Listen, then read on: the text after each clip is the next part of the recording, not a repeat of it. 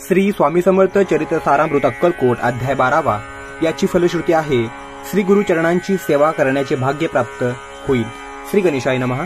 कराया जगोद्धार हरावाया भुबार वारंवार परमेश्वर नाना अवतार धरीत असे। भक्तजन तारणार्थ अक्कलकोटी श्रीदत्त यतिरूपे प्रकट होत त्याची समर्थ श्री स्वामी। कथाध्यायाच्या अंती बाळापा आले अक्कलकोटी पुण्यनगर पाहुणे दृष्टी आनंदपोटी नचमावे।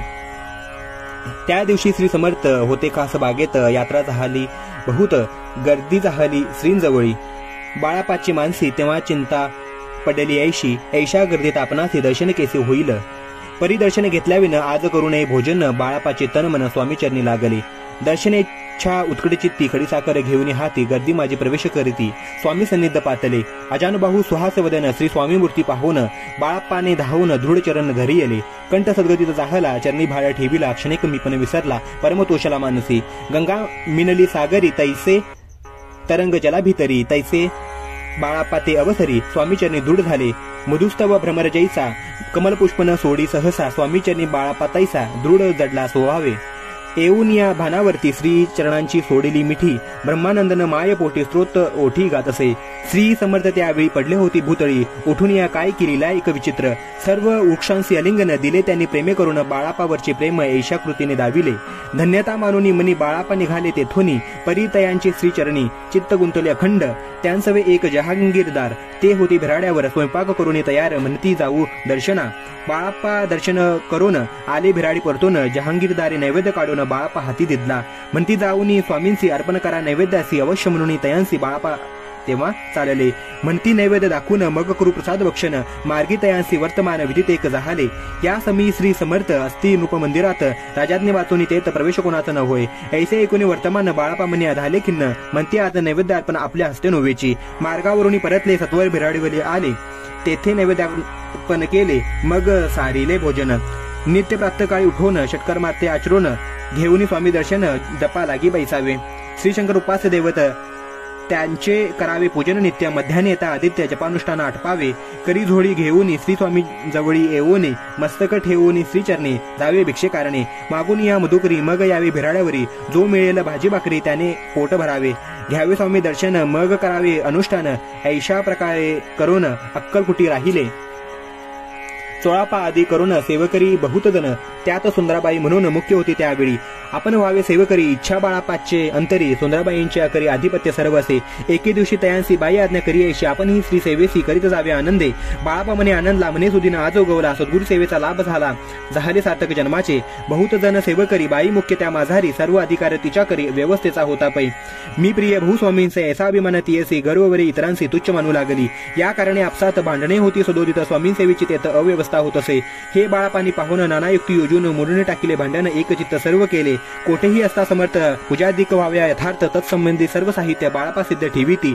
समर्थांच्या येता चित्ती आरण्यातही वस्ती करीती परी तेथेही पूजा आरती नियमे करीती बाळापा। बाळापाची प्रेमळ भक्ती पाहुणी संतोष स्वामींप्रती दृढ भाव धरून चित्ती सेवा करीती आनंदे। ऐसे लोटला काही दिवस बाळापाची या शरीरास व्याधी जडले रात्रंदिवस चैन नसे क्षणभरी बेंबीमधून या रक्त वाहत असे दिवस रात्र तया दुःखी विव्हळ होत। म्हणती कैसे करावे भोगभोगीला काही दिन कागदाची पुडी बिंबीतून पडली ती पाहता उकळून विष त्यात निघाले।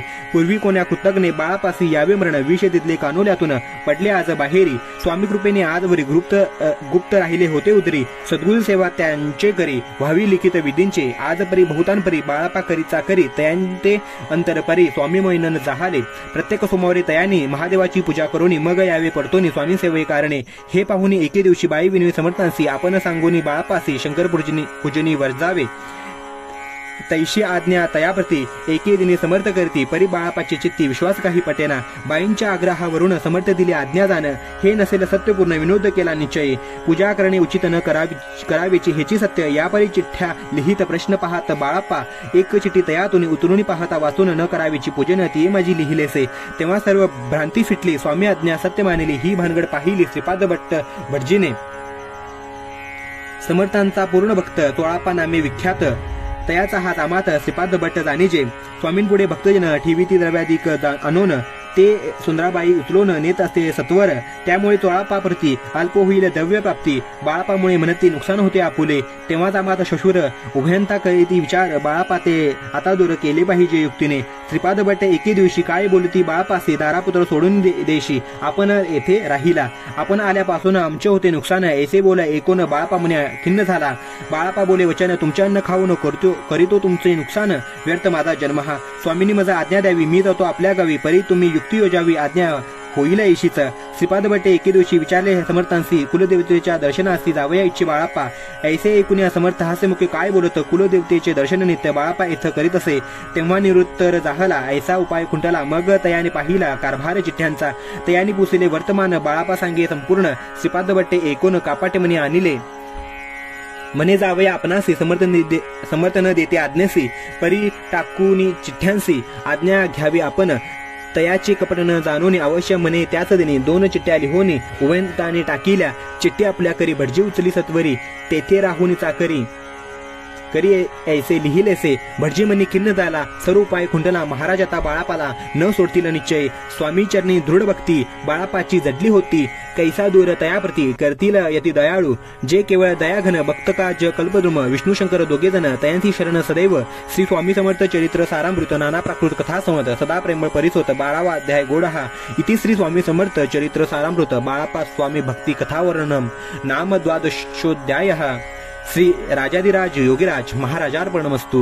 श्री स्वामी समर्थ.